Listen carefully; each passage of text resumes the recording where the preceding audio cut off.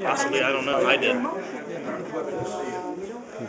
Shouldn't that have been available to all the committee members? I mean, from Mr. Mosca or from the committee chair? I mean, I know it may not be fair to ask these questions, but I'm just curious as to how the process worked. I'm curious also. So, but who can you tell me who gave you a copy of the report? No. Thank you. Okay, thank you very much. Representative Garcia, did you have a copy of the report before today? I do.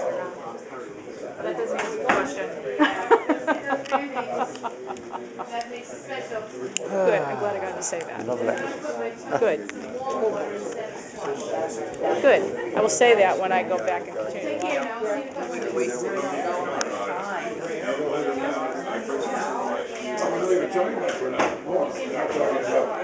What we're talking about here, let's be clear. This is about whether or not Part 2.7 is clear enough to address the question raised by Brunelle or any other member.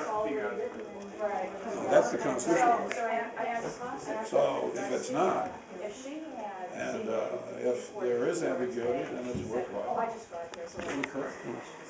I think that that's what the public understands. So how that proceeds from here will depend on individual legislation making some kind of issue, I would think, or something coming from this committee. But I would imagine it would come from individual legislatures. That's the way we normally do it. Do you think this whole process has helped to clarify? I tell you, what I think this has been, well, I'm kind of this history buff anyway. I like the Constitution is something I have a great respect for and interest in. And I think for those who have an historical bent, you should make available to yourself the research that representative, I keep wanting to make a member of the legislature, that Rich Lambert, the House Research, has put together. It's spectacular in itself. And I think that if you read that material, if you become interested in what Plummer was attempting to do, then I think you'll find this whole discussion extremely helpful. And thinking about conflict of interest in the legislature as a whole, in the House in particular. Plummer's writings, Plummer was attempting to remove all possibility through the taking of fees of anything that any legislators actions could be called into question as being other than driven by an interest in serving constituents. And the dust-up that precipitated it was, of course, lawyers, as the counsel described, bringing cases before the House and sitting on the panel. But we also heard in testimony that the taking of fees wasn't restricted solely to lawyers. Other members of the House apparently also took fees to prosecute, to basically bring legislation forward, or petitions for motions. So, coming back to this, what Plummer was trying to do is to create, I think, an omnibus ethics rule for members, which you just don't take fees, period. And so here we're back to the beginning. If there's ambiguity, then we should fix it. That's the point. And that's what the report ultimately concludes. The council's raised a variety of questions. And if there are any, then we need to clarify. So I think the process has been, it's been very helpful. And I can tell you, for me, it's been fascinating to read the research. It's great stuff. Especially when you trip over these petitions being filed to benefit John Stark.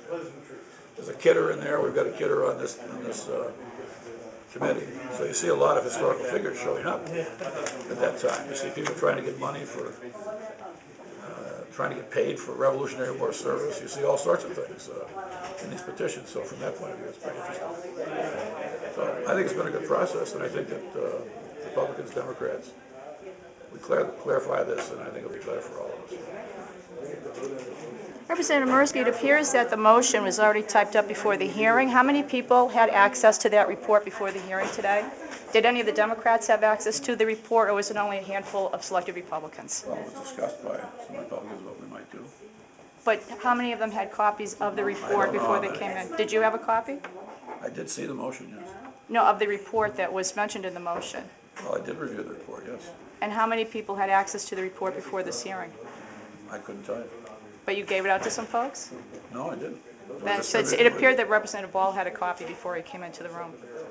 I couldn't answer that.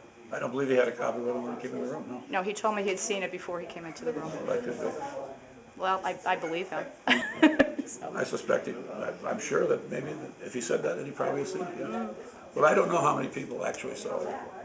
It doesn't matter. Oh, I think it matters in question of fairness, Representative. Well, I think that if the council's going to make a recommendation, then he can bring it here and distribute the report. Who had the authority to distribute the report ahead of this meeting? It wasn't distributed. It wasn't distributed. Well, not distributed publicly, but who had the authority to give it to anyone before this meeting? I couldn't answer that question. The House Counsel had that authority? I think you could talk to the House Counsel. I can't answer that question. I mean, the House, it was recommended to the House Counsel. I think that you need to speak to the council. Will you make him available? It's not up to me to make him available. I'm not in charge of what he does or doesn't do. But clearly the motion was all prepared ahead of time. The motion was thought of ahead of time, yes. So some people have to read the report to be being willing to put it forth and say you Are you support satisfied it. with the result? Are we satisfied with the result? Representative Mirski, I would have been Process. satisfied with the result if there had been an apology to Representative Brunelle. I don't And there think was no there's- apology. I think that this report and this process today was in order to give cover for a process that never should have taken place to begin with.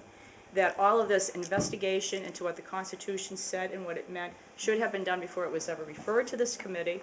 And I think that this whole thing has been a sham and an incredible waste of taxpayers' dollars. And I think that it's just been a very sad commentary on this institution, and it should never have happened. Well, I would simply comment by saying I think it's been a wonderful exercise. I think that Briazzo's motion was appropriate.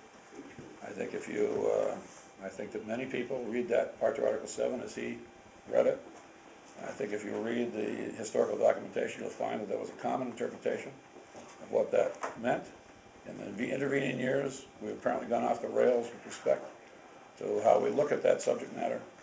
And so if this process brings us back to the beginning, we have a chance to readdress the questions that Plummer was raising back in 1792 and 1793.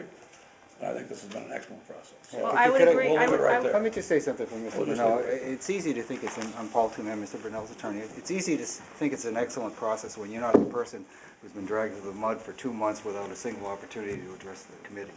And if you're on this side of the table, it's not such an excellent process.